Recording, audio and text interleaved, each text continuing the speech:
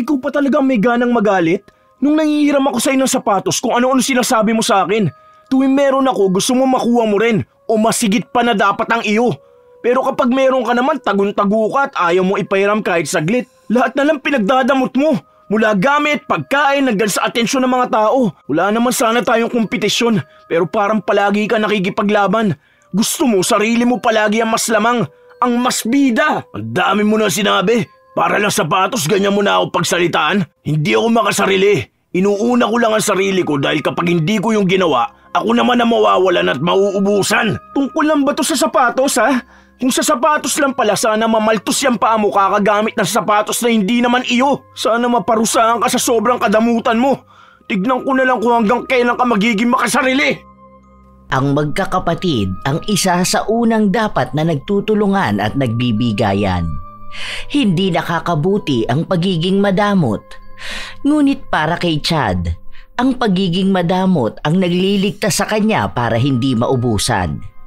Kahit na sobra-sobra ang meron siya, ayaw niyang mamigay. Ito rin ang magiging dahilan upang sapitin niya ang isang sumpa na tiyak ay mahihirapan siyang makawala. Mapagtatanto niya pa kaya ang kanyang pagkakamali o hahayaan lamang niyang damahin ang sumpa kapalit ng kanyang pagiging madamot? Kuya, konti lang naman ang hinihingi ko eh. Ang dami naman yung pagkain mo. Babaunin ko lang din sa school. O kaya kahit yan na lang may bawas. O kahit kurot lang para matikman ko lang. Ayoko nga eh. Paborito ko to no. Kaya mauubos ko to lahat. May pera ka naman di ba? Bakit hindi ka nalang bumili na sarili mong pagkain? Hindi yung hingi ka ng hingi. Para konti lang eh. Ang damot mo talaga no. Di ka naman mamamatay kung ibibigay mo yung kapiraso. Basta bumili ka dun. Hindi ako mamimigay. Niipon ko nga yun kasi bibili ako ng cake ni Lola. Malapit na kaya ang birthday niya. Sino? Si Lola nga. Anong pakialam ko? Ang damot mo na nga, sama pa ng ugali mo. Tingnan mo. Kapag ako naman na may pagkain, sinasabi ko sa'yo, hindi kita bibigyan. Padamutan pala tayo rito ha.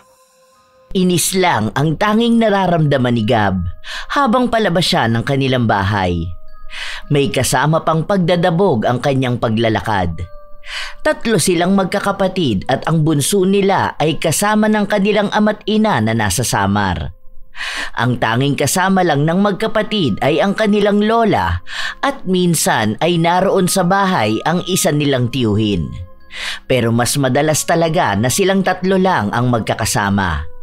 Kaya nasa poder sila ng kanilang lola ay dahil walang ibang magbabantay sa matanda at para makapag-aral din sila. Kapag nasa Samar sila, hindi sila kayang buhayin ng kanilang magulang sapagkat kakarampot lang ang kinikita ng mga ito. At noon pa man, palagi nang nagbabangayan ang magkapatid lalo na kapag tungkol sa pagkain at ibang bagay na ipinagdadamot ni Chad. Basta kung ano ang meron kay Chad, walang kahit na sino ang binibigyan niya. Ilang araw pa ang lumipas, patuloy na tinitipid ni Gab ang kanyang sarili para lang maipon ang pangarap niyang ibigay na handa para sa kaarawan ng kanyang lola. 4 na buwan pa naman bago dumating ang araw na yon, pero dahil wala naman silang nagiging baon, matagal talaga silang makakapag-ipon. Isang araw, nakita ni Gab ang kanyang kuya na kumakain at nilapitan niya ito. Ya, ano yung pagkain mo? Mukhang masarap yan ah. Bigay sa akin to nung kaklase ko. Masakit kasi yung tiyan niya eh, hindi niya makain. Masarap talaga ah. Tignan mo, may manok pa, tapos kulay yelo yung sinangag. Marami pa yan ah. Pingi ako kuya. Pasubo ako kahit mga 2 subo lang. Di pa ako kumakain eh. Ay, kumain ako pero yung nabili ko lang 2 siomay. Oh, nakabili ka na pala eh. Bakit hihingi ka pa sa akin? Kunti nga lang to eh, kulang pa sa akin to. Doon ka na nga. Lalapit ka lang sa akin para manghingi ng pagkain eh. Huwag mo akong guluhin dito. Hala, okay ba siya oh? 1 subo lang. O kaya akin na lang yung buto ng manok. Kunti lang yung kinain ko eh, nagugutom pa ako. Tumigil ka dyan. Akin to. Kala mo yata hindi ako nagugutom eh. Mas matanda ako sa'yo ha, kaya mas marami dapat ang kinakain ko. Maghintay ka na lang, malapit naman na tayo umuwi, di ba? Doon ka na kumain sa bahay. Umupo sa harapan ng kanyang kapatid si Gab at nagbabaka sakali na baka mamigay ito kapag tumingin siya sa pagkain. Pero walang ginawa si Chad. Hinayaan niya lang ang kanyang kapatid na panoorin siya habang inuubos niya ang masarap na pagkain. Nang masimot niya ang baunan, umalis na rin siya agad para isauli yon sa kanyang kaklase. Ang sama ng loob ni Gab hanggang sa makauwi sila sa kanilang bahay. Habang naghahapunan sila ng sardinas, naaalala niya ang tungkol sa manok na inubos lang lahat ng kanyang kuya. Lola, sana makapag-ulam po tayo ng manok, no? O sige, apo ko. Bukas, magluluto ako. Ay, talaga po ba? Yay! Sa wakas makakatim din ako ng manok. Paano yung isa kasi dyan, napakadamot. Di ako nagdadamot. Gutom na gutom lang talaga ako. Alam mo naman na mabilis ako magutom, di ba? Isang subo nga lang ang sinasabi ko, ayaw mo naman. Dami-dami kaya nun. Tapos kahit isang subo ayaw mo. O kaya yung kakaparanggot lang sana na manok. Alam mo naman na paborito ko rin yun eh. Kumain na lang tayo. Huwag na kayo magtalo diyang dalawa. Sige na, bukas kakain tayo ng isang buong manok. Ikaw naman, Chad, huwag ka rin namang magdadamot lalo na sa kapatid mo.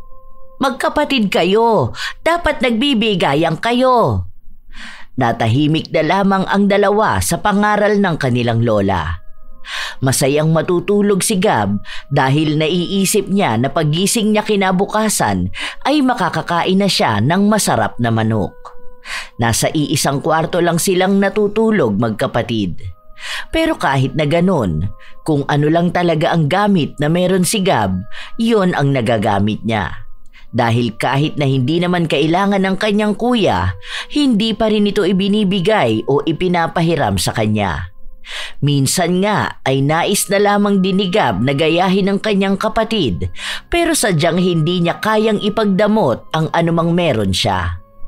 Kinabukasan, maagang nagising ang magkapatid. Dahil pareho silang nag-aabang sa manok na lulutuin ng kanilang lola. Hindi rin naman magpapahuli si Chad sa pagpili kung anong parte ba ang mapupunta sa kanya. Halos nag-uunahan ang dalawa papunta sa kusina. Naabutan nila ang kanilang lola na katatapos lang magluto. Oh, ako muna unang pipili ng parte ng manok ha? Huh? Bakit ikaw? Di pwede yun. Dapat ako naman ngayon dahil nakakain ka naman ng manok kahapon eh. Malamang una mo ako niyang kunin yung pinakamalaking parte. Dahil ako nga ang kuya, di ba? Malamang ako ang dapat na unang pipili. Akin ang mas malaki. Alam nyo mga apo, huwag na kayong magtalo ha.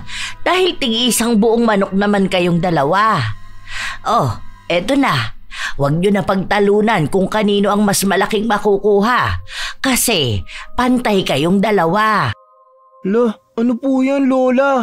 Di naman po yan manok eh. Itlog po yan eh. Ay ano bang mangyayari sa itlog kapag napisa na siya? Hindi ba magiging manok? O bago pa siya naging manok, nailuto ko na. Ayaw nyo ba yan na tag-isang buong manok kayo? Si Lola naman eh. Napapanaginipan ko na nga na kumakain ako ng manok tapos ipapaulam nyo po pala sa amin itlog. Ano ba naman yan? Aba, huwag ka nang magreklamo dyan dahil ang mahalaga may nakakain ka. Ang ibang kabataan nga dyan, kahit itlog hindi makakain dahil walang pambili. Dapat palaging nagpapasalamat sa kung anong meron sa inyong harapan. O sige na, tara na, kumain na tayo ng tagi-isang buo nating manok. Hindi mawari kung matatawa ba ang dalawa o maiiyak sila sa nakikita nila. Iba ang kanilang inaasahan. Ang akala nila ay tunay na manok talaga, hindi ang magiging manok pa lamang. Pero nangako naman ang kanilang lola na kapag bibisita sa Sabado ang kanilang tiyuhin, sasabihin niya rito na manok na lamang ang ulamin nila. Ilang araw pa ang nakalipas, nagpatuloy ang buhay ng magkapatid at ang palagi nilang pagtatalo sa iba't ibang bagay. Isang araw, kinakailangan ni Gab ng gagamitin niya para sa susunod na klase. Kaya lumapit ulit siya sa kanyang kuya. Inabangan niyang matapos ang klase nito bago niya kinausap. Sige na, Yay. Ibabalik ko rin naman sa'yo kaagad eh. Kailangan ko lang talaga ng calculator. Bakit kailangan mo pa ng calculator? Pwede ka naman mag-compute sa papel, di ba? Mas maganda nga kapag ganun eh. At least magiging matalino ka. Mahirap nga yun. Saka ang sabi rin naman sa amin ni teacher na mas maganda kapag may dala kaming calculator. Eh wala naman ako nun. Ikaw lang ang meron eh. Kasi binigay sa'yo ni tita. Ang sabi ni tita, hati naman tayong dalawa, di ba? Maghihiraman tayo. Sa akin niya binigay. Ibig lang sabihin ako magdedesisyon kung magpapairam ako o hindi. Hindi ko naman yan masisira eh. Kahit gasgas wala akong maiiwan dyan. Sige na, ya. Ako lang walang magagamit dun eh. Hindi mo naman yan kailangan ngayon. May math kami mamaya kaya imposible na hindi ko magagamit. Mamaya pa naman yun eh. 2 subject pa pagkatapos nung sa amin. Pagkagamit ko ibibigay ko na kaagad sa'yo. Dali na, ya. Anong oras no? Parating na si Teacher Karen. Hindi talaga. Hanap ka na lang sa iba mong mga kaklase. Baka meron sila. Halos magmakaawa na si Gab sa kanyang kuya pero hindi talaga ito nagpahiram ng gamit kahit na alam naman niyang kailangan ng kanyang kapatid. Dahil walang nagamit si Gab, nagtiyaga na lang siya sa papel kaya hindi siya makasabay sa itinuturo sa kanilang klase. Math pa naman ang isa sa mahirap na aralin para kay Gab. Pagka-uwi nila sa bahay, hindi pinapansin ni Gab ang kanyang kuya dahil sa inis na nararamdaman niya rito. Ilang araw pa ang lumipas, sumapit na ang Sabado na kanilang hinihintay dahil darating ang isa nilang tiyuhin. May dala nga itong manok katulad ng ipinangako ng kanilang lola. Uy, akin to, saka to, at ito pa. Itatabi ko yan para ulam ko mamaya. Tapos ngayon, ito ang akin. La, huwag mo naman kunin lahat. Alam mo naman na marami pa tayong kakain eh. Hindi naman pwede ang ganyan. Pwede yan. Sabi nga ni Tito na kunin natin yung gusto natin eh. Sa lahat to ang gusto ko eh. Paano kapag nagutom ako mamaya? Kung gusto mo, gumaya ka na lang din. Ayoko. Hanggat hindi pa kumakain ng lahat, hindi ako magtatabi. Baka mamaya si Lola naman ang walang ulamin. Dapat kuya kapag ganyan iniisip mo rin ang ibang tao. Hindi yung puro na lang sarili mo. Di naman pagiging makasarili ang tinuturo sa atin ni Lola eh, di ba? Di mo ko maintindihan dahil bata ka pa. Minsan kasi dapat inuuna rin natin ang sarili natin. Dahil paano kung maubusan ka? May ibang tao ba na magbibigay sa'yo? Iba naman yang sa'yo eh. Masyado ka naman madamot. Kahit hindi mo naman kailangan, gusto mo pa rin na sa'yo mapupunta. Tapos kahit na saglit lang hihiramin ang gamit mo, ayaw mo. Tapos kahit konti lang ang hihingin sa pagkain mo, ayaw mo rin mamigay. Habang nagrereklamo si Gab, bigla namang dumating ang kanilang tiyuhin at lola. Hindi alam kung ano ang pinagtatalunan nila pero pinagsabihan silang dalawa. Habang kumakain na sila, tinitipid ni Gab ang manok na nasa kanyang plato. Kakapiraso lang ang kinakain niya sa bawat malalaking subo ng kanin. Nang wala na ang kanin at malaking porsyento pa ng manok ang natitira, napansin ito ng kanyang kuya na marami pa ang kanin sa plato pero naubos na ang ulam. Akin na lang to. Ubus naman na kanin mo eh. Hindi mo na kailangan ng ulam. La, kuya naman. Kaya nga tinitipid ko yan kasi gusto kong papakin eh. Akin na yan. Meron ka naman na kanina eh. 2 pa nga inulam mo tapos may tinabi ka pa. Mais ka nga dyan. Huwag ka madamot. Konti na lang din naman to eh. Hindi mo ba nakikita na wala na akong ulam? Ano bang gusto mo? Kakainin ko lang tong kanin? Di ka man lang maawa sa kapatid mo. La, kinagatan pa talaga oh. Ano ba naman yan? Parang tanga talaga siya eh. Alam naman na nga na kanya-kanya tayong ulam. Di ko naman kasalanan na naubos mo na ulam mo eh. Akin yan eh. Di ka na nga kumakain, di ba? Wala ka ng kanin oh. Paulit-ulit na lang. Wala na, oh. Nalawayan ko na. Oh. Wala na, may laway ko na. Papansin talaga siya. Mamatay ka na. Mamatay ka na sana. Hoy, Gab! Ano ba yung lumalabas sa bibig mo? Hindi ba ang sabi ko sa'yo huwag kang hihiling ng masama sa kapwa mo? Huwag mo nang uulitin yan, ha? Hindi maganda yung ganyang sinasabi mo. Paano naman po kasi kinuha niya yung ulam ko eh. Hindi ko pa nga po nakakain niya ng maayos. Tinitipid ko nga kasi gusto ko unti-unti papakin. Kapag siya naman, hindi naman niya namimigay.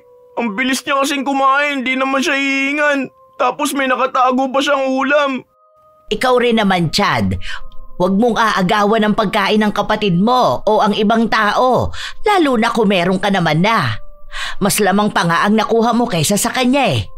Baguhin mo yung ganyang ugali dahil baka pagdating ng araw, ikaw rin ang magsisisi. Paano naman po kasi, Lola? Wala na nga po akong ulam oh. Hindi pa po ba siya maawa sa akin? Sinabi ko na nga na dalawa yung sayo kanina, di ba? Parehas pa malaki yung mga yun. Inaabangan mo lang yung sa akin eh. Para ikaw lang ang makinabang sa lahat. Hindi natapos na maglabas ng hinaing si Gab sa kanyang kapatid. Hindi lang usapan tungkol sa manok ang sama ng loob na nailabas niya, pati na rin ang sa calculator na hinihiram niya na kung sana pinagbigyan siya ay hindi siya babagsak sa klase. At sinabi niya pa ang iba pang hinanakit niya sa ginagawang kadamutan at kasakiman ng kanyang kuya. Hanggang sa natapos ang buong maghapon, masama pa rin ang loob ni Gab. Halos gusto na sana niyang bumukod at iwan ang kanyang kuya kung kakayanin lamang sana ng kanyang edad na mabuhay sa malayo. Sa paglipas pa ng mga araw, palagi pa ring nagbabangayan ang magkapatid dahil sa naiibang ugali ni Chad. Hanggang sa sumapit na ang kaarawan ng kanilang lola, kulang pa ang pera ni Gab para sa pangbili niya ng cake. Kaya ang tangi na lamang niyang malalapitan ay ang kanyang kuya. Ambag mo na lang yung kulang na 80 para makabili na ako ng cake bago tayo umuwi. Ang laki naman ng ambag ko. Bakit 80 pa? 480 yung cake. Tapos 400 lang meron ako. Kinulang yung naipon ko eh. 80 na nga lang, ayaw mo pa? Makikikain ka rin naman ng cake eh. Wala akong 80. Mga ano lang, 30. Imposible na wala kang pera. Nakita kaya kita nagbibilang ng tigbe-20 mo. May nakita pa akong 50. Para naman to kay Lola eh. Pang-celebrate lang ng birthday niya.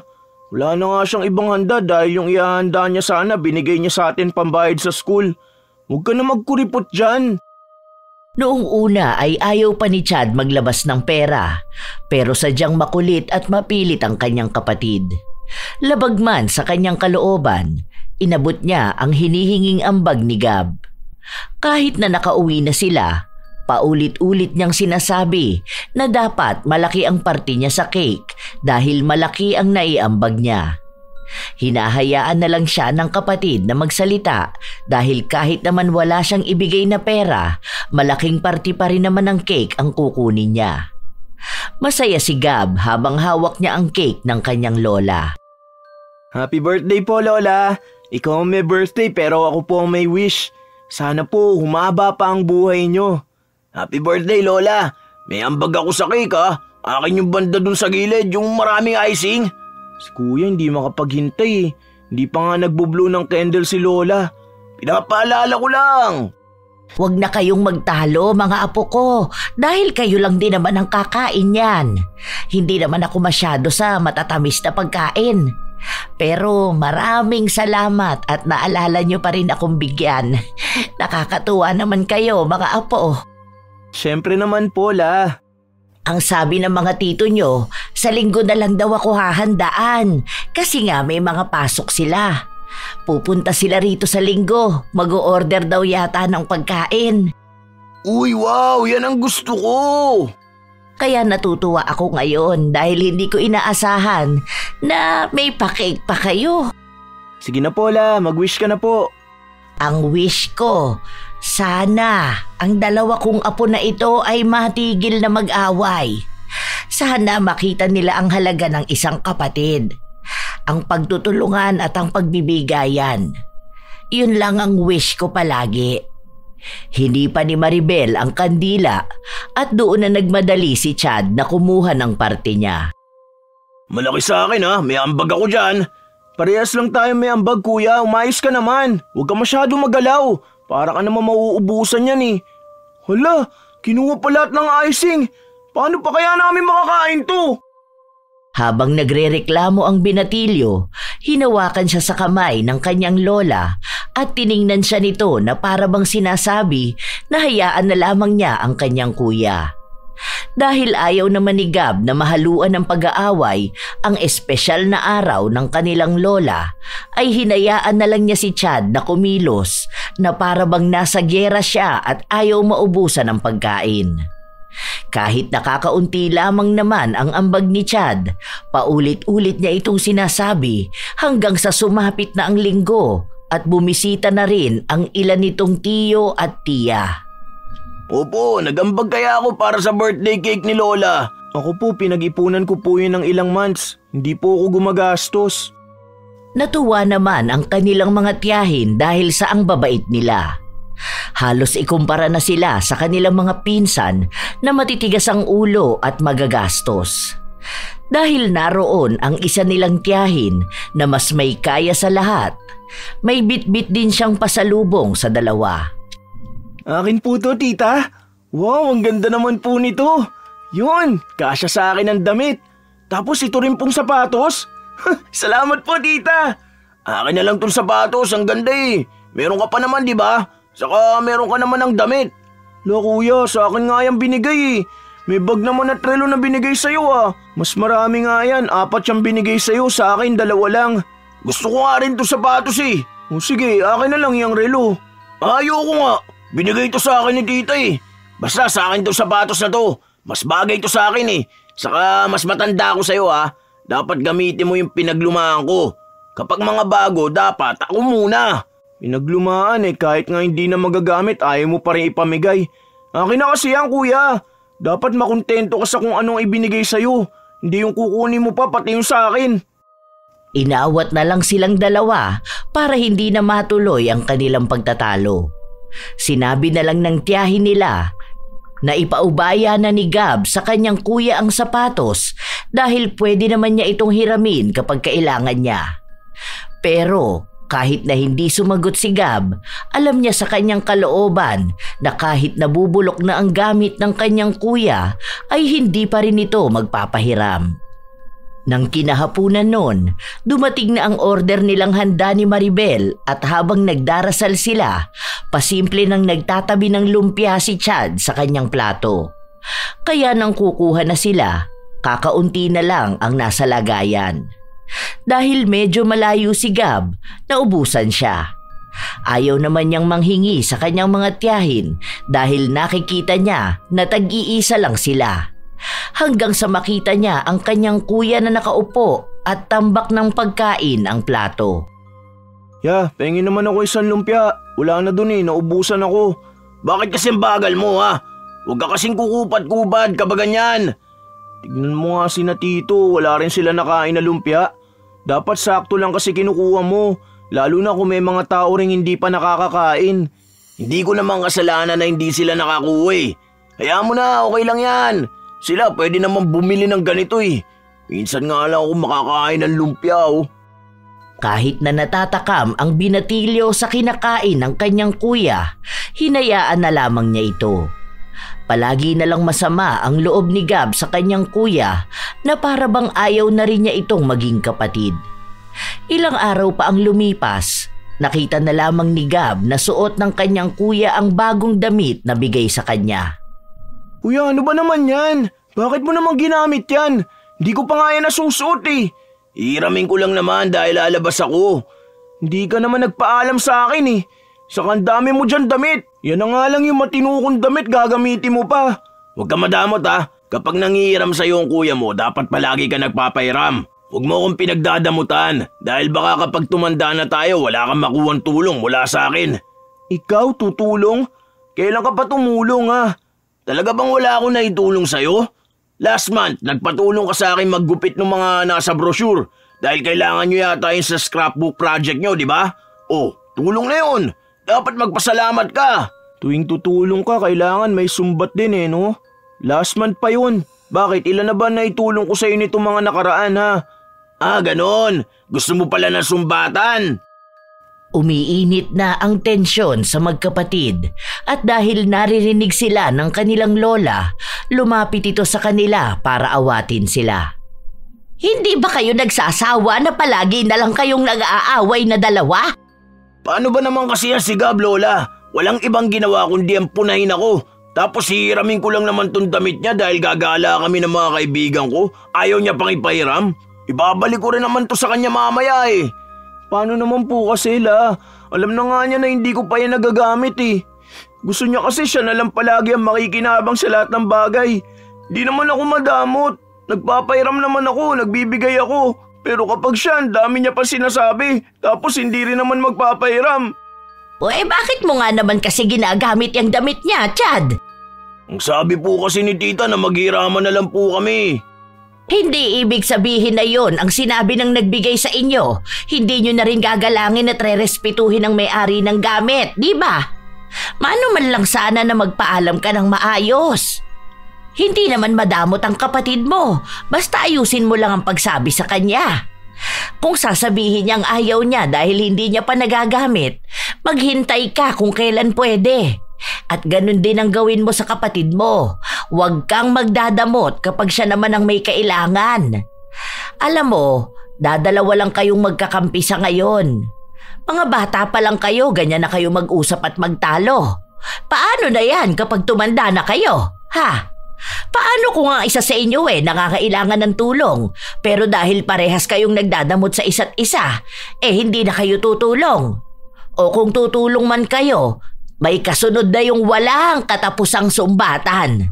Oh, narinig mo na ba ang sinabi ni Lola, Gab? Sana naiintindihan mo yun, di ba? Na maging mabuti kang kapatid. Sige na, alis na ako. Napailing na lamang si Maribel habang nakikita niya ang kanyang apo na lumalabas ng bahay. Mukhang kahit na anong sabihin niya, hindi siya pakikinggan ni Chad. Dahil ang uunawain lamang nito ay kung ano ang bagay na makakatulong lamang para sa pansarili niyang kapakanan. Gusto ko pa naman suotin yun sa linggo kapag nagsimba po tayo. Tinatabi ko nga po yun eh. Unawain mo na lamang ang kuya mo, apo. Hindi naman din yan makikinig sa akin eh. Hanggang kailan ko naman po siya uunawain? Nakakasawa na po siyang kasama. Sana iba na lang ang kuya ko eh. Sana hindi na lang siya. Lahat na lang kasi ng gamit ko gagalawin niya. Tapos kapag gamit naman niyang gagalawin ko, babatukan niya ako o kaya sisigawan kasi nagagalit siya. Kapag magpapaalam naman ako, ayaw niya rin. Kapag ako bawal, tapos kapag siya okay lang palagi. Huwag kang magsasalita ng ganyan sa kapatid mo, ha? Alam mo, darating din ang araw na mapagtatanto niya na mali ang mga ginagawa niya. Hayaan mo, darating din ang araw na yon. Basta, ayaw na ayaw kung magsasalita ka ng masama sa kuya mo o sa kahit na sino, ha? Lalo na yung sinasabi mo kapag nagagalit ka. Yung pahiling-hiling mo na mamatay na siya. Sa totoo lang, naiintindihan naman kita dahil nadadala ka ng damdamin mo. Pero apo, may mga damdamin at salita na maaaring magkatotoo. Ang tawag doon ay sumpa. Huwag na huwag kang susumpa sa isang tao dahil maaari ding pagsisihan mo yon. Umiyak lang ng umiyak si Gab dahil iniisip niya pa rin ang damit na sinuot ng kanyang kuya. Pero dahil mas mahaba at mas malawak ang pangunawa ng binatilyo, pinatawad na lamang niya ang ginawa ng kanyang kuya. Isang hapon, nang umuwi siya at balak na maglaba, napansin niya ang bago niyang damit na merong mantsa. Ala, matatanggal pa kaya to? Ano ba naman kasi to si kuya? Ang dugyot naman niya magdamit. Palibasa hindi sa kanya kaya hindi niya rin iniingatan eh. Lumabas ang binatilyo para puntahan ang kanyang kuya na nasa labas ng bahay habang kasama ang iba niyang mga barkada. Kuya, bakit naman ginanito mo tong damit ko? Kabago-bago lang nito eh. Ikaw lang ang gumamit tapos mukha ng basahan. Kung sana alam mo naman na may ganito na, sana binabad mo na o kaya nilaban mo na. Di ko naman sinasadya yan. Kasi may pinahawak sa akin na parts ng motor yung tropa ko eh. Nadikit ko pala sa damit na suot ko, kaya yan. Grasa ba to? Parang ano naman to si kuya? Inayaan pa matuyo ng matagal. Sana pag uwi mo, binabad mo na agad. Di na to matatanggal. Wala na, mukha na tong basahan. Hindi ko man lang nagamit. Kaya mo na, bigay lang naman yan sa'yo eh. Saka ka namang hinayang kapag ikaw na ang bumibili ng gamit mo. Sa susunod na balik ni tita, magbibigay naman yun ulit ng damit sa'yo. O kaya yung mga ayaw ng mga pinsan natin. Minsan binibigay nila sa atin yun, di ba? Palibasa, hindi sa yung gamit kaya ganyan ka. Kapag nangiram ka lang, ingatan mo naman. Kapag gamit mo nasira o nagasgasan, para kang dragon magalit. Tapos kapag sa akin, dapat okay lang. Hindi ganon. Sinabi ko na nga na hindi ko sinasadya, di ba? Kung alam ko na may grasa yun, sana hindi ko na hinawakan. Hindi ko naman kontrolado yung ganyan. Para kang tanga dyan, ang daldal mo. Bakit hindi mo nilaman agad? Binabad mo na lang muna sana. Kung hindi ko pa makikita, hindi mo sasabihin. Tumigil ka nga dyan ha, bastos ka. Ganyan ka kumausap sa kuya mo? Kala mo naman talaga may malaki kang ambag. Pareho lang naman tayong umaasa sa mga kamag-anak natin. Saka mo ko artehan dyan sa mga gamit mo kapag pera mo na ang ginagastos mo pambili. Ba dapat ikaw rin alam mo kung anong limitasyon mo. Hindi pwede na palagi ka na lang pagpapasensyahan dahil lang mas matanda ka. Ayusin mo rin yung sarili mo. Napakadamot mo rin kaya dapat pinagdadamutan ka rin eh. Dahil parehas na galit ang magkapatid ay nagpang-abot sila. Nagsuntukan sila sa harapan ng bahay habang ang mga tropa ni Chad ay nanonood lang sa kanilang dalawa. Walang umaawat. Sa halip ay mas lalo lang pinapainit ang awayan ng magkapatid. Matagal nang nagtitimpi si Gab sa kanyang kuya kaya hindi na niya napigilan ang sariling labanan nito. Ilang sandali pa, dumating ang kanilang lola para awatin sila. Ano bang pinagagagawa ninyong dalawa, ha? Ganyan ba kayo kapag wala ako sa bahay? Palagi na lang kayong nag-aaway. Ano, gusto niyo na ba magpatayang magkapatid? O siya, halik kayo sa kusina, naroon ang kutsilyo. Paano ba naman kasi ang bastos na yan? Bigla na lang susugod sa akin dito tapos magagalit. Paano namang hindi magagalit sa'yo? Ikaw na nga nakagawa ng mali, ikaw pang galit. Hindi ka man lang humingi ng sorry. Ano bang dahilan kaya nagpapatayan kayo, ha? Tungkol na naman ba saan? Paano po Lola? Itong damit na iniram niya sa akin, hindi ko na magagamit. Dahil may mantsa na. Hindi na po itong matatanggal. Hindi ko nga sinasadya, di ba? Hindi mo ba maintindihan yun? Magagamit mo pa rin naman yung pambahay eh. Dapat ba ang pambahay mo magandang damit? Hindi ko nga ito ipambabahay, di ba? Alam mo, binigay ito para may pangalis ako. Wala na nga akong matinong damit eh. Paano lahat na lang ng damit ko kailangan mo suotin? Tapos kapag pangit na, saka mo lang titigilan. Bilisan ninyo! Pumasok kayo sa loob! Ano ba naman yung pinagtatalunan ninyong dalawa? Palala kayo ng palala! Pareha silang pinagalitan ng kanilang lola. Habang si Gab ay natututo sa mga salita ni Maribel, ang isa naman niyang apo ay tila ba nagtatanim ng galit. Walang nakikitang mali si Chad sa kanyang ginagawa dahil lahat na lang ay meron siyang katwiran. Pilit silang pinagbabati ng kanilang lola at kahit na hindi nila nais na magbati, ginawa na lang nila. Dahil alam nilang may kaparusahan na ipapataw sa kanila kapag pareha silang nagmatigas.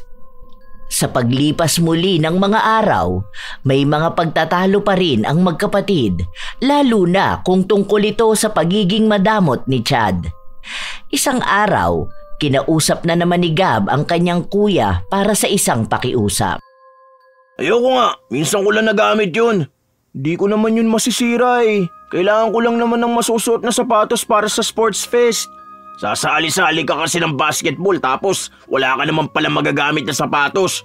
Sa susunod, huwag ka na magpresenta kung hindi ka naman kumpleto ng gamit mo. Gusto ko nga maglaro ng ganun eh.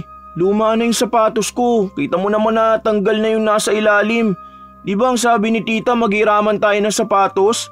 Kung ikaw nga sinira mo yung damit ko. Ayos, di mo na makalimutan yun ah. Di ako naman ang pahiramin mo, di ba? Hindi yung puro na lang ikaw ang nakikinabang. Kung di ko naman kailangan, di naman ako manghihiram sa'yo eh. Bakit hindi ka manghiram sa mga kaibigan mo? Hindi naman magkakasukat yung mga paa namin eh. Nakakaya naman kung sa ibang tao pa ako hihiram kung meron naman sa'yo. Bakit ba kasi ayaw mo ipahiram yan? Susumbong kita kay tita. Dahil nga bago lang yan. Baka maluma mo lang yan kapag nag-basketball ka. Bahala ka dyan. Basta hindi kita pahiramin ng sapatos. Mamaya maapakan lang nila yun eh. Kahit na anong pakiusap ni Gab, ayaw talaga siyang pahiramin ng kanyang kapatid. Dahil nalalapit na ang araw ng kanilang laro, naiisipan na niyang umatras. Pero bago niya gawin yon, Kinausap niya ang kanyang lola na baka maaaring hiraman siya nito ng sapatos. Lalo na sa mga pinsan nila na may kasukat siya. Ginawa naman yon ni Maribel. Isang hapon, umuwi siya na may bitbit. Ano yan, La? Sa kapatid mo ito. Kay Gab? Bakit po? Ano meron? Ano po bang laman yan? Kasi nagpapahanap siya sa akin ng mahihiraman ng sapatos para dun sa, ano ba yun? Sports fest niya raw. Ngayon, pumunta ako sa pinsan niyong si Carl. Sakto naman na may sapatos daw siyang nabili online. Kaso na mali siya ng size. Ibabalik niya raw sana. Pero dahil nasabi ko na kailangan ng kapatid mo, ayun, ibinigay na lang niya sa akin. Ay, nasaan ba si Gab? Patingin nga po ako ng sapatos, La. Ibinaba ng matanda ang kanyang bitbit at hindi naman nag-aksaya ng panahon ang binatilyo na buksan ito. Wala si Gab dahil umalis ito para sa pagsasanay nila. Nang makita ni Chad ang klase ng sapatos na ibinigay sa kanyang kapatid, nakaramdam siya ng inggit. Bakit si Gab lang ang binigyan ng sapatos, La? Ang ganda po nito, oh. Mahal tong ganito eh. Tapos bagong-bago talaga. Alam mo, Apo, huwag mong kaiinggitan ng gamit ng kapatid mo. Kasi sa totoo lang, pwede mo naman niyang hiramin sa kanya kung kakailanganin mo. Basta, sana matuto ka ring magpahalaga ng gamit ng iba. Tapos ikaw rin, dapat matuto kang magpahiram. Hindi naman pwedeng ikaw palagi ang mas lamang. Hindi ibig sabihin na ikaw ang mas matanda eh. Dapat ikaw na lang ang makakakuha ng lahat. Pansin ko kasi sa ugali mo, kapag meron ng kapatid mo, pakiramdam mo palagi kang mauubusan. Kung binigyan ka ng 5 mamahaling gamit, ang nakikita mo pa rin yung isang pirasong pinaglumaan na binigay sa kapatid mo. Huwag ganon, ha? Huwag mong dalhin hanggang sa pagtanda mo yung ganyang pag-uugali. Tapos, hindi ka pa marunong tumulong sa kapatid mo. Abay, napakabait ni Gab. Ang bilis niyang pagsabihan at pakiusapan.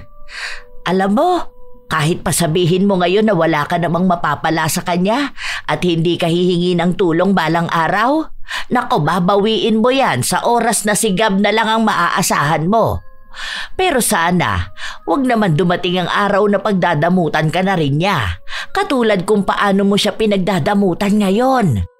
Di naman kasi ako nagdadamot, La. Nagpapahiram naman ako ng gamit eh. Kaso kapag paborito ko, ayaw ko na maipagamit basta-basta. Ayan, may tig-isa na kayong sapatos. Ay sana naman hindi na kayo magtatalo, hindi ba? Pero mas maganda yun sa kanya eh. Gusto mo ang sapatos na yan?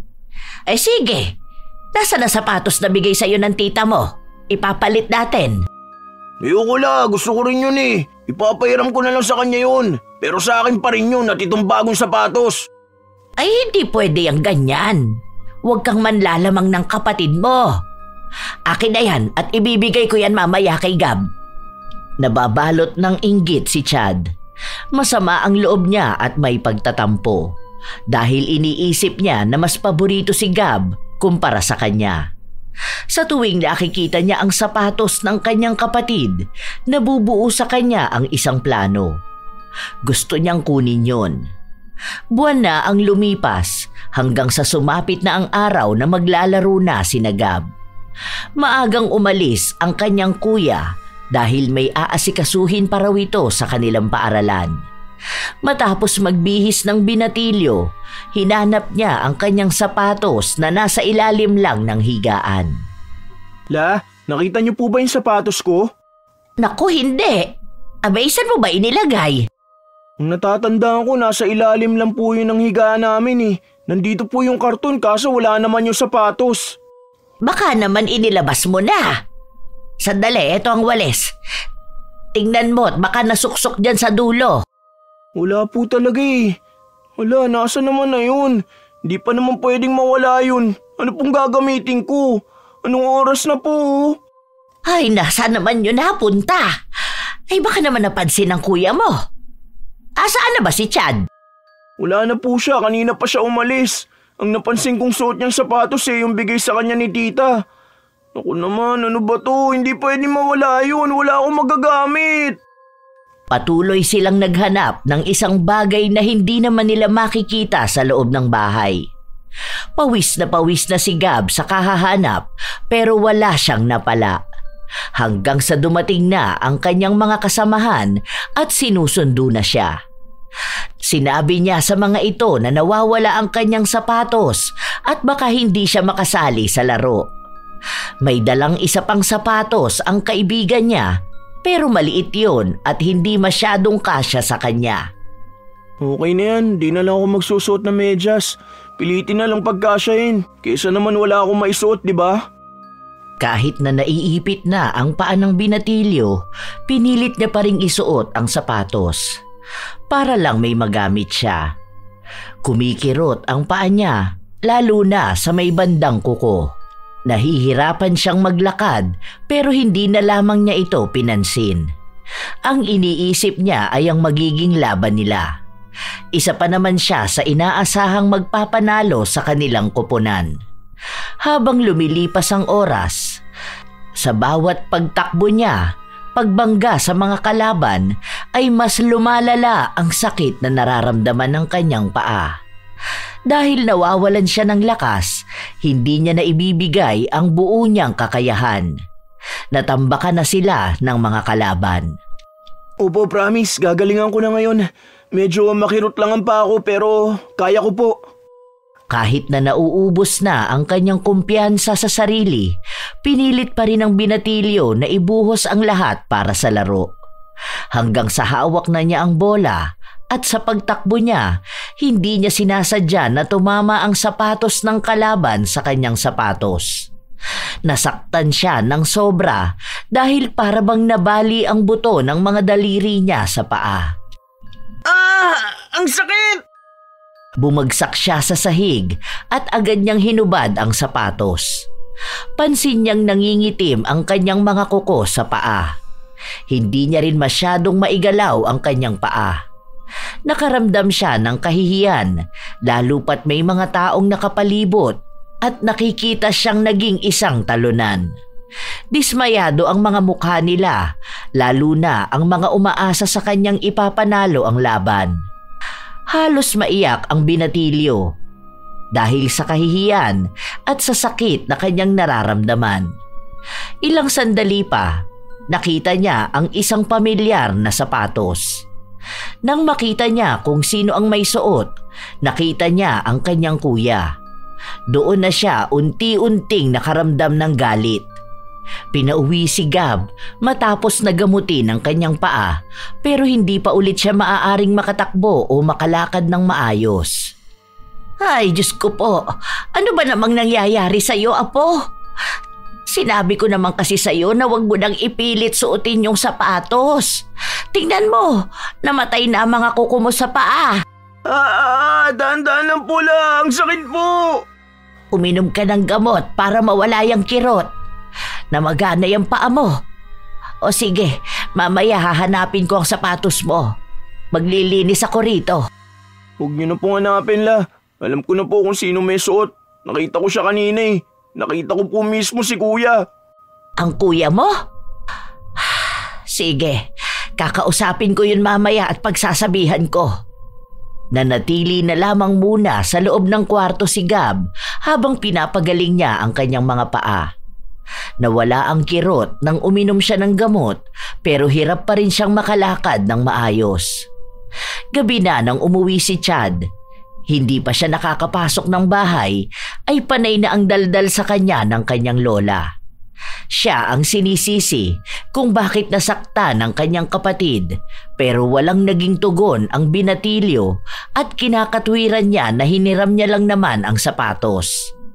Nang manawa na ang kanyang lola sa pagsasalita, pumasok na si Chad sa loob ng kwarto kung saan naabutan niya ang kanyang kapatid na nakaupo at masama ang tingin sa kanya.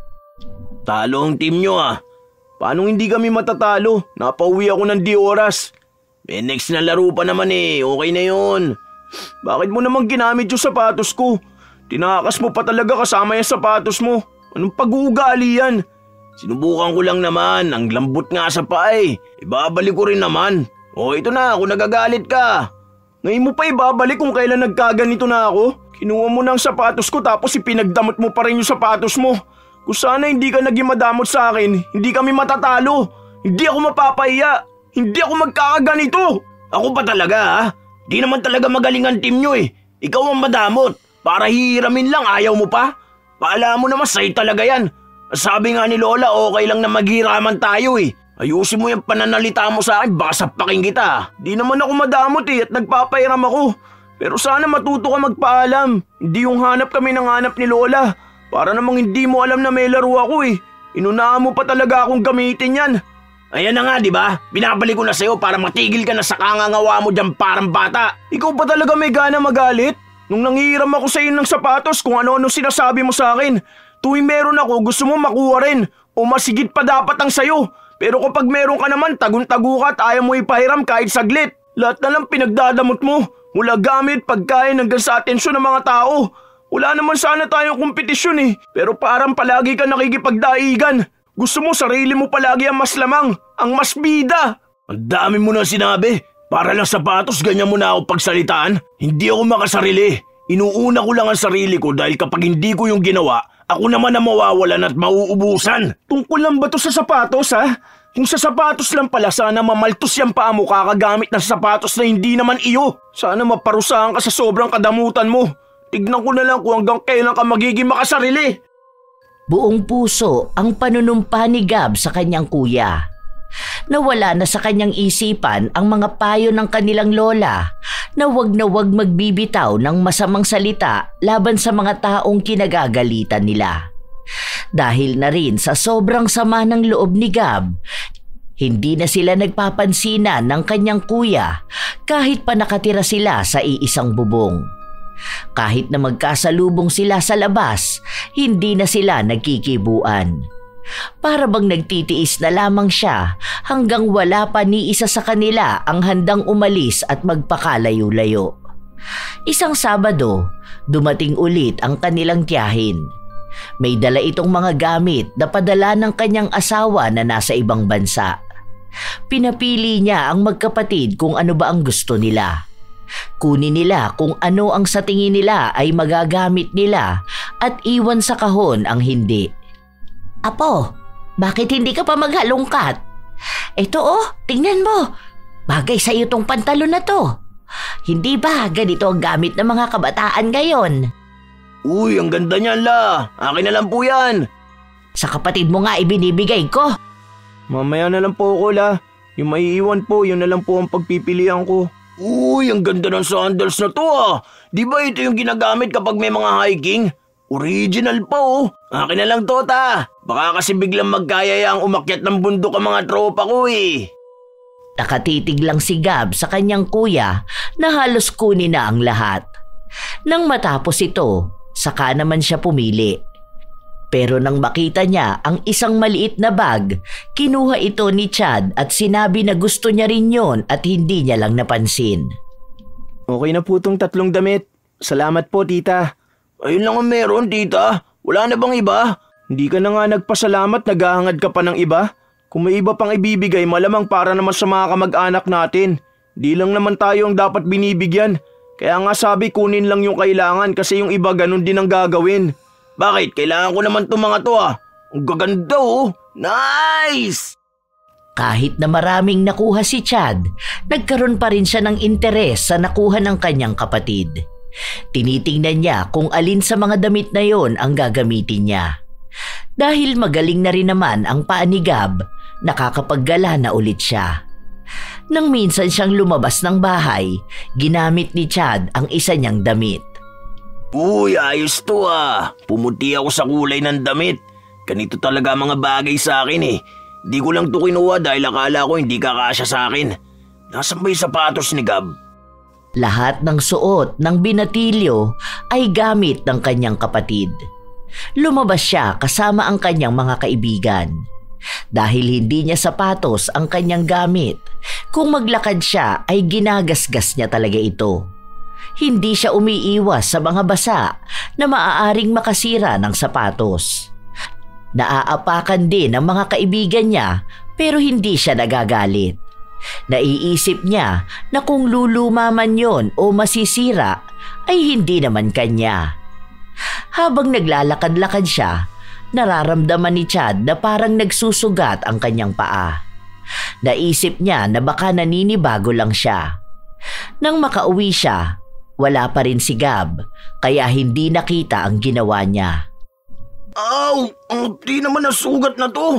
Namaltos naman agad. Saglit ko lang naman ginamit Binaliwala ng binatilyo ang nangyari sa kanya dahil alam niyang gagaling din naman yon kaagad. Ngunit sa mga araw na lumipas, lumala ang simpleng sugat. Dati ay nasa kanyang sakong lang ang sugat na hindi nagtagal ay napunta na rin sa halos kabuuan ng kanyang paa. Minsan, kumakati rin ito kaya kahit napigilan niya ang kanyang sarili, hindi niya sinasadya na makamot ito lalo na kapag siya ay natutulog. Dahil wala na silang pasok sa klase, palagi na lamang nasa loob ng bahay si Chad. Lola, sandali lang. Ang sakit po ng ginagawa niyo. Dahan-dahanin niyo naman po, parang kinakayod niyo naman ang lamang ko Hindi pwedeng pababayaan ka na lang. Hindi inaalagaan ng sugat Kung una pa lang kasi ginamot mo na ito, hindi na magiging ganito kalala. Kaso Lola, masakit po talaga Ang init pa niyang tubig na pinagbababaran. Aray ko! Huwag mo akong aartehan, Chad. Umayos ka dyan, ha? Ilapag mo yung paa mo. Pinahanap ko pa ng dahon ng bayabas ang kapatid mo para lang pakuluan ko at nang gumaling na yung sugat mo. Ininom mo na ba yung gamot mo? Hindi naman po gumagaling kahit inumin ko yun Lola, huwag mo nang ganyanin. Pwede naman po yan nakababad Bakit kailangan pa ikuskus yan dahon? Aray ko, wala naman pong ganyang ginagawa ang mga doktora. Mas marunong ka pa sa akin. Nung kapanahunan namin, kahit na anong sugat nagagamot ng mga herbal. Isa pa, mas mainam ang ganito. Bahalang magpunta sa doktor. Kagagaling lang natin doon pero niresetahan ka lang naman. Tapos yung pinapahid, wala namang epekto. Tiisin mo to. Mangiyak-ngiyak ang binatilyo habang kinakayod ng kanyang lola ang sugat niya, gamit ang dinikdik na dahon. Pero kahit na anong gawin nila, hindi talaga natutuyo ang sugat ni Chad. Hindi na rin siya makalakad ng maayos. Kahit pagpunta sa banyo o kusina, kailangan pa siyang alalayan. Mabuti na lamang at naroon si Gab na aalalay sa kanya. Isang hapon, habang nasa sala si Chad, may nagpaabot ng handa sa kanila. Dahil siya lang ang mag-isa na nasa bahay, inilapag na lang niya ang pagkain malapit sa kanya. Nasa labas si Gab habang naghahanap ng mga dahon na pwedeng makapagpagaling sa sugat ng kapatid. Habang si Maribel naman ay kumuha ng padala ng kanyang anak para makabili ng gamot ni Chad. Uy, ang sarap yata ng spaghetti May cake pa. Wow, nice one. Ako lang mag-isa rito kaya ako lang ang uubos nito. Marami-rami rin ang pagkain na dapat ay sasapat sa kanilang tatlo kung hindi lang niya pinipilit ang sarili na maubos ang pagkain. Halos nagmamadali rin niyang inubos ito, lalo na nang naririnig na niya ang boses ng kanyang kapatid na kinakausap ang mga kaibigan nito na sumama sa kanya para maghanap ng mga dahon. Sakto na pagpasok ni Gab sa bahay, nalunok na ni Chad ang huling pagkain na nasa plato.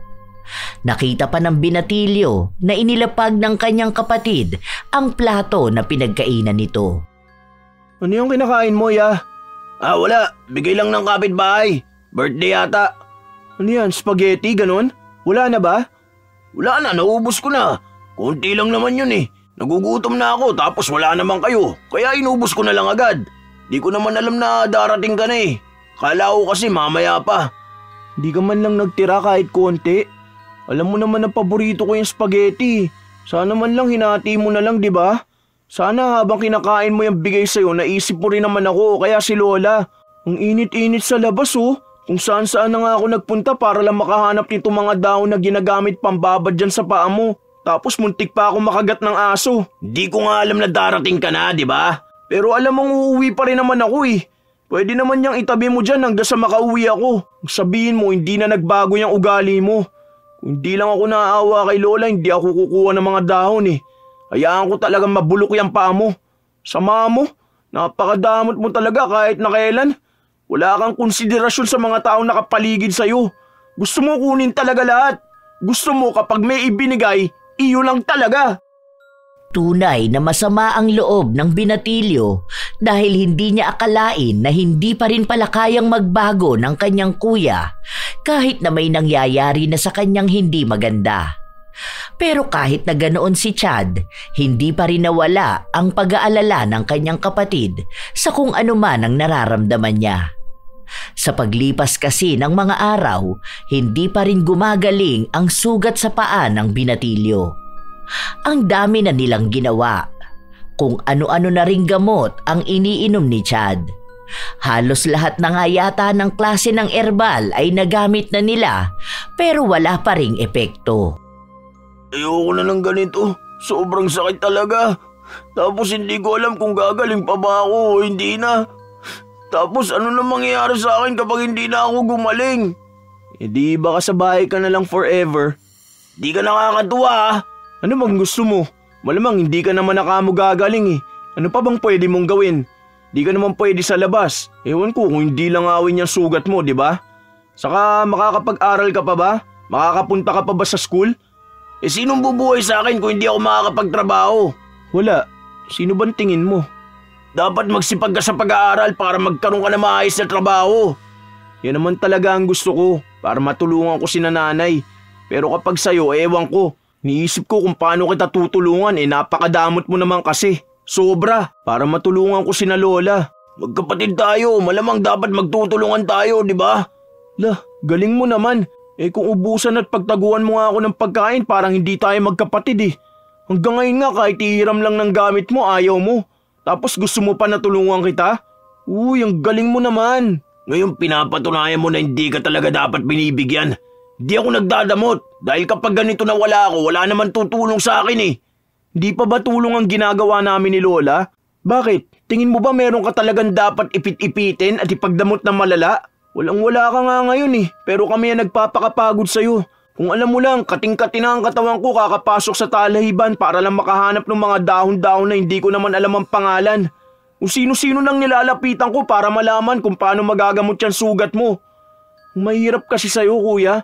Akala mo responsibilidad ka ng lahat ng tao sa paligid mo. Ni minsan nga hindi kita narinig na nagpasalamat man lang sa amin ni Lola eh. Hindi porkit hindi ka gumagaling, ibig sabihin kulang na kami sa effort. Baka kasi ikaw mismo ang kulang maka-appreciate. Gusto mo kasi palaging higit pa. Baka sa sobrang makasarili mo yan. Sinarili mo na lang din talaga yung sakit mo. Hindi nakakibo ang binatilyo sa sinabi sa kanya ng kanyang kapatid. Ayaw niyang tanggapin na may mali siya, kaya pilit niya pa ring ipinagtatanggol ang mga mali niyang kilos. Walang nagbago kay Chad kahit na may sakit na siya. Gusto niya pa ring maging kanya ang lahat. Ayaw niya pa ring mamahagi kahit sa sarili niyang kapatid. La, pengi pa po ako. Damihan niyo o akin na lang po kaya lahat yan. Aba hindi pwede. Kailangan nating tirhan ng kapatid mo. Alam mo namang paborito niya ang buko pay eh. Okay lang po yan la. Huwag mo po yung intindihin. Pwede namang ulit siyang kumain ito kapag nagbigay ulit ang kapitbahay natin eh. Saka po, ilang slice lang ang nakain ko eh. Sige na. Hindi pwede. Itatabi ko na yung 2 slice para sa kanya. Ito na lang pagkain ko ang kainin mo. Huwag lang ito sa kapatid mo. Ilang beses na kitang pinagsasabihan sa ganyan mong ugali ha? Palagi kang takot maubusan. Siyempre, hindi naman pwede nagpapauli. Kailangan maaga para hindi nalalamangan ng iba. Hindi ibang tao ang kapatid mo. Dapat ikaw mismo bilang kuya, alam mo kung paano magbabahagi sa kanya. Hindi mo siya kalaban sa lahat ng bagay. Dapat kayo ang magkakampi. Dapat iniisip mo kung paano ka makakapagbigay sa kapatid mo, hindi kung paano mo siya mauubusan. Ay sige, ilalapag ko na lang ito rito para pagdating ni Gab makapagmerienda siya. Kawawa naman yon, nagrereklamo na palagi na lang siyang may bitbit na dahon ng bayabas. Umalis ang matanda kaya mas lalong binilisan ni Chad kumain. Halos hindi na niyang inunguya ang pagkain. Diretso lunok na ito para pwede pa ulit siyang makakuha ng pagkain. Wala naman si Gab, akin na lang to. Wala rin naman siya magagawa kapag inuubos ko to eh. Ang sarap kasi. Sakto na pagkaubos niya ng pagkain, doon naman dumating ang kanyang kapatid. Masaya ito at halatang atat na makain ng paborito niya. Pero nawala ang ngiti sa kanyang labi matapos na makitang walang laman. Nasaan na yung buko pay na sinasabi ni Lola? Ay, wala na. Naubos ko na eh. Akala ko kasi sa akin yun eh. Gutom na gutom ako. Ano ba yan? Sabi ni Lola, tinabi niya raw yun para sa akin. Di mo man lang ako tiniran kahit kakarampot. Yung kahit papaano matitikman ko lang, kinain mo pa talaga lahat. Di ko nga alam na meron ka pala dun, di ba? Tulungan mo na ako. Gusto ko na magpahinga sa kwarto. Ewan ko sa'yo. Bahala ka dyan sa buhay mo. Kung nakakaya mo mabusog ng hindi iniisip na may kapatid kang gusto rin makakain, sana kaya mong buhatin yung sarili mo papunta sa kwarto. Di na kita tutulungan. Bahala ka. Kahit anong mangyari, di na kita asikasuhin. Sa sobrang sama ng loob ni Gab, agad siyang lumabas. Naiiyak na rin siya sa iba't ibang klase ng emosyon na nararamdaman niya.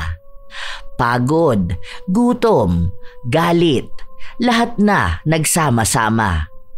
Nakita siya ng kanyang lola kaya agad siyang nilapitan nito. Dapat kasi kapag alam niya na para sa iba yun, hindi na niya kukunin. Pero na nga siya eh, pinagdamot na nga niya yung pagkain niya eh. Tapos ipagdadamot niya pa rin yung pagkain na para sa iba. Ayoko na siya makasama la. Napapagod na po ako sa ugali ni kuya. Pasensya ka na, apo. Dapat yata itinago ko na lang ang pagkain mo para hindi niya nakuha. Hayaan mo, kapag may pera ako, ibibili na lang kita tapos itatago na lang natin. Ayoko naman po maging mukhang madamot. Kaya ayoko na mga ganyan na tago-tago. Dapat kasi magbago ng ugali ni kuya eh. Nakakasawa kaya yun. Tapos hindi naman din siya makatulong sa bahay. Dagdag lang din siya sa alagain eh. Nakakainis talaga. Habang nag-uusap ang maglola ay nakaramdam sila ng malakas na pagyanig ng lupa. Nataranta ang mga tao sa malakas na lindol, lalo na't may mga lumang bahay sa paligid nila na gumuho. Nagsimula ng magtakbuhan, magsigawan at mag-iyakan ang mga tao. Lahat sila ay hindi mapakali. Pati na rin ang maglola ay hindi na alam ang kanilang gagawin. Hanggang sa naisip ni Gab ang kanyang kuya. Lola, si kuya! Sandali lang! Kahit na delikadong pumasok sa loob ng bahay nila dahil may mga napapansin na silang mga bitak sa pader, ay pumasok pa rin sa loob si Gab. Hindi siya aalis hanggat hindi niya naililigtas ang kanyang kapatid. Naabutan niya si Chad na nasa sahig at naipit ang binti niya ng nahulog na pader. Bumagsak na rin ang kalahati ng bahay nila, kaya kung magtatagal si Chad sa loob ng bahay, maaari siyang malibing ng buhay. Tulungan mo ako, Gab! Ang sakit na ba ako! Pumasang ka na lang sa akin, kuya, para makalabas na tayo! Hirap na hirap si Gab na tulungang mailabas ang kanyang kuya. Ilang beses pa siyang nadapa pero hindi yun naging dahilan para sumuko siya. Nailabas niya si Chad hanggang sa makapunta sila sa mas ligtas na lugar. Base sa mga naririnig nila, maraming mga natabunan ng mga gumuhong bahay. Kaya lahat sila ay takot na takot. Nang tumigil ang lindol, sakalang may tumulong sa kanila para dalhin sila sa evacuation center. Kung saan doon muna sila mananatili, lalo pat hindi pa sigurado kung may kasunod pang mas malakas na lindol. At ang iba sa kanila, wala na ring mga bahay dahil nagiba na. Habang nakaupo sina Chad at Maribel, ay pinag-uusapan kung saan na sila titira dahil wala na rin ang bahay nila. Si Gab naman ay nagpapalakad-lakad sa kung saan-saan hanggang sa nakakuha siya ng pagkain. Kakaunti lang ang nabigyan dahil wala pa ring dumarating na ibang tulong mula sa kanilang munisipyo. Nang may makuha na ang binatilyo na tingin niya ay maaari nilang pagsaluhan, bumalik siya sa kanyang kuya at lola. "Saan ka ba nagpupuntang bata ka? Dito ka lang. Baka mamaya magkaroon na naman ng lindol at magkagulo ang mga tao. Saan naman kita hahagilapin?" May naabutan ako nagbibigay ng pagkain. Ito po, hati-hati na lang po tayo. Ito pa lang ang meron ngayon eh. Nakipag-agawan pa ako, yung iba kasi hindi nabigyan. Wala pa raw pinapadalang pagkain para sa atin. Pero okay na rin to kahit paano. Para lang malam na ng mga sikmura natin. O ito po sa'yo la. Tapos hati tayo rito sa isang tinapay kuya. Maliit na tubig lang din po ang nakuha ko eh. Konting tiis lang po ah. Salamat Gab. Konti lang to eh. Bakit hindi mo na lang kinain? Alam ko nagutom ka rin. Hindi naman ako makakakain na maayos kung alam kong hindi pa kayo kumakain. Parang hindi ko kaya lumunok ng pagkain nun. Habang naiisip ko na wala kayong makakain. Saka pare-pareho tayong gutom. Salamat talaga. Naiisip mo pa rin ako kahit na may pagkakataon ka na sana makakain ng pansarili mo. Talagang nagawa mo pa akong bigyan kahit nakakarampot na pagkain ang hawak mo. Siyempre kapatid kita kaya iisipin pa rin kita. Di naman kasi ako madamot kuya. Kung anong meron ako gusto ko na meron din kayo. Kaya kahit kakapranggot na tinapay lang to handa ako magbigay. Dahil kung ano yung meron ako gusto ko meron din kayo. Ngayon apo, siguro naiintindihan mo na ang ibig kong sabihin. Nasasako na mo malalaman kung gaano kahalaga ang isang kapatid.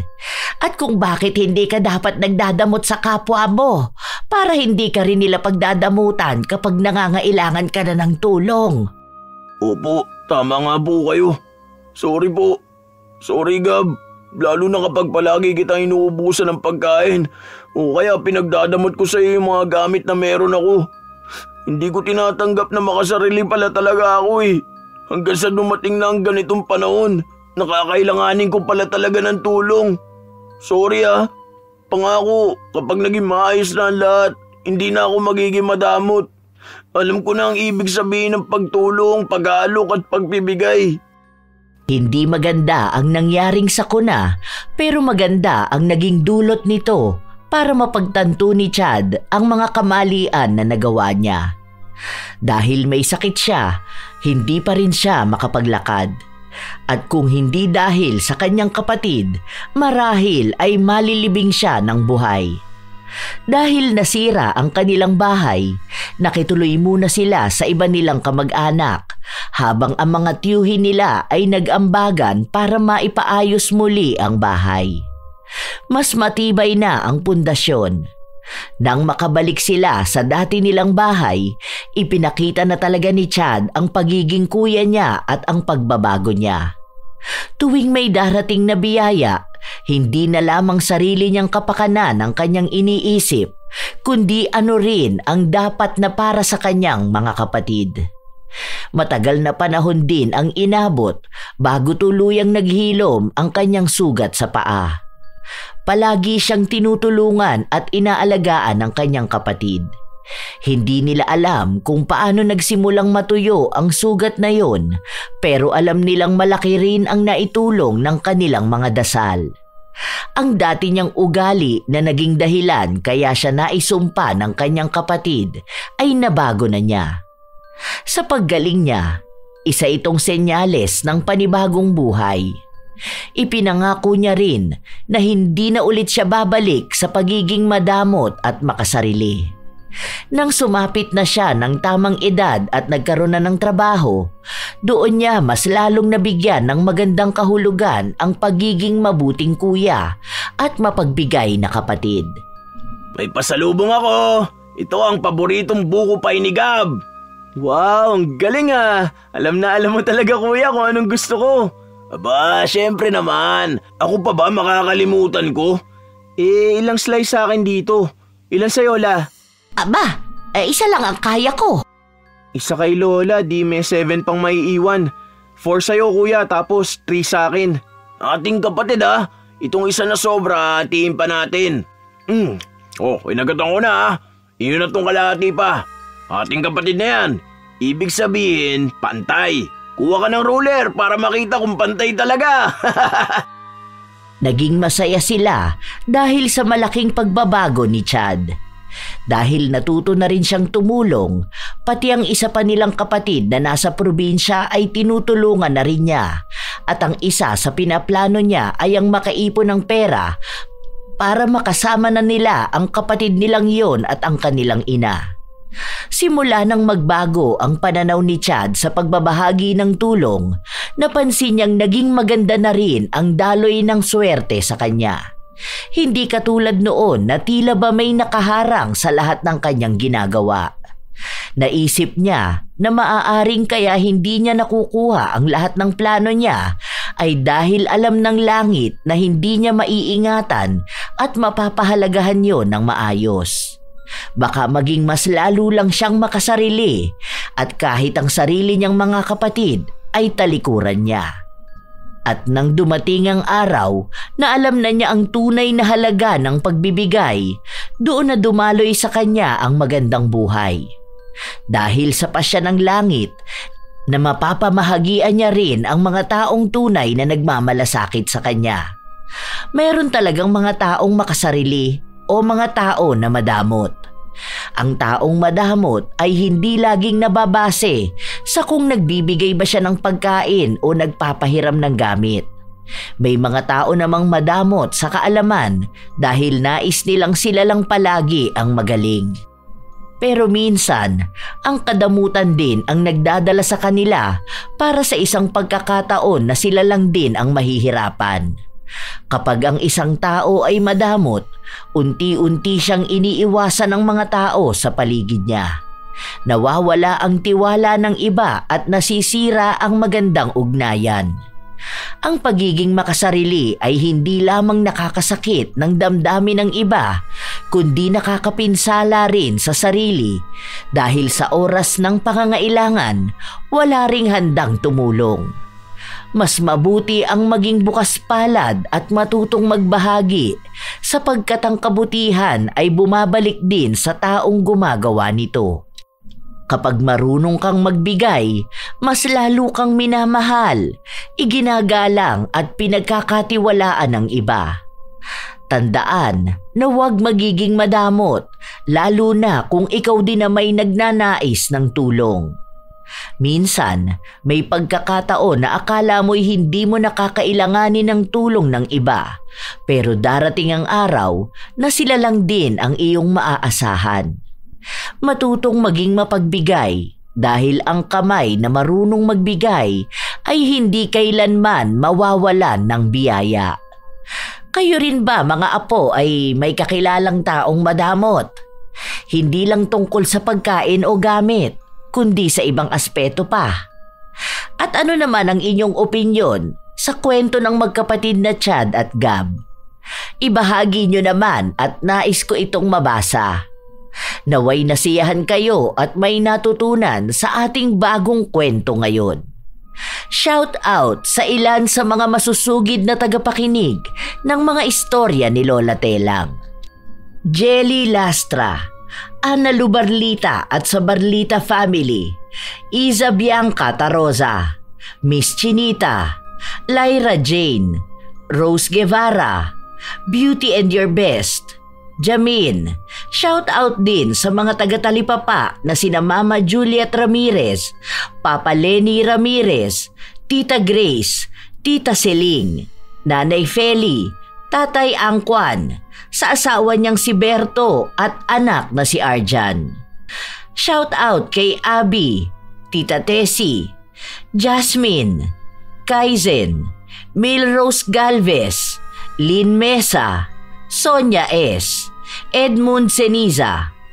Shout out din sa inyo, Corazon Ingay, Elgin TV Vlog, Bernaldo Soltion ng Panabatan Samar, Sara Cañete, Romeo Ko, Jen Arellano, Assorted Love Hurts KSA, Richelle Adapon, Chris Alcantara, Dins Rodriguez, MJ Naire Laurente, Luna Luna, Chris Neil Jane Diapana, Ami Pacana, Basanta Mila.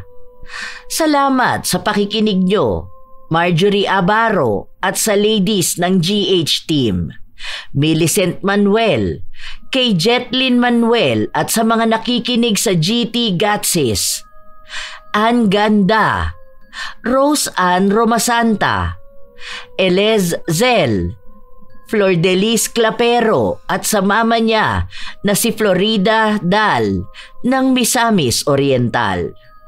Evelyn Salon, Sheila Rosaldes, Samsung TV, Dolores Bell, Ricky Boy at Lalaine Omeres, Merly Villarimo, Jessica Rojas, Leonora Concesino, Francesca Liana.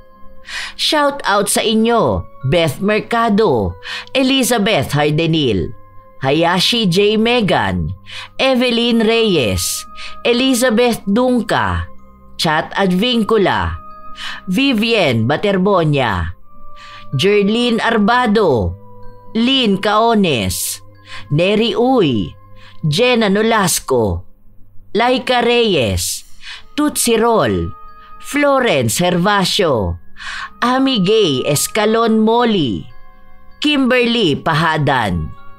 Shout out sa mga solid kong apo na sina Sydney Crosswind at sa kanyang anak na si Chrisine Lane Bandoho, Supladang Pasaway, Lovely Rose Roa at Princess Rain Roa Alawami, Kimpoy Feliciano, Hazel Fiesta, Marida Lightworker, Gia Gigi, Francisco Neng, Jeremy Saranillo Francisco, Matt Sarol, Mel Santarita, Esteli Reyes at sa Reyes family ng Marikina City, AJ Chua, Vicky Yabut, Roy Lacandalo, Josefina Fuelias, Febe Rañada, Mike James Tapak, Will Maleses, Leonisa Cobo, Lurian Vitalicio, Jenny Suzuki, Raquel Hasegawa and to her husband Mitsuru, Maria Lee Nakagawa, Lynn Hasegawa, Elise Padilla, Lydia Lopez, Gemstone Claro, Lance MBB, Rosalina Bugayong, Ami Yong, Ami Bag, Angelina Ignacio, sa buong Team Manok ng Amsik Angeles City, Pampanga, Ray Galedo at sa Galedo family ng Kabuyaw, Laguna, Roslyn Mangilin, Cherry May Libiran, Robert Crimen, Razon Yao, Mil Rose Demate at Angel Canceller. Ito ang inyong Lola Telang at maraming salamat sa walang sawa ninyong pakikinig at pagsuporta, mga apo.